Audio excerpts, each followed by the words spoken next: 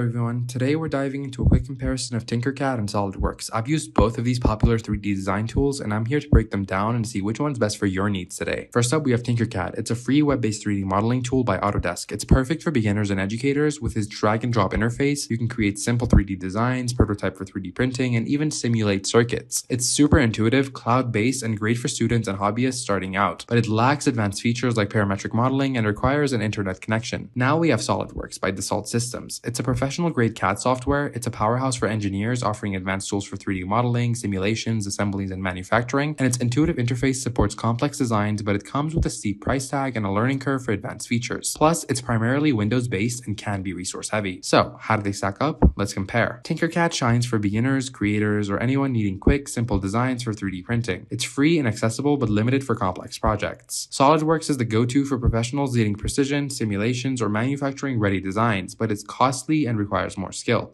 So, which is better? If you're a student or hobbyist, go with Tinkercad. For professional engineering, SolidWorks is your pick, and choose based on your needs and budget, guys. Thanks for watching. Drop a comment with your favorite CAD tool, and I'll see you in the next video.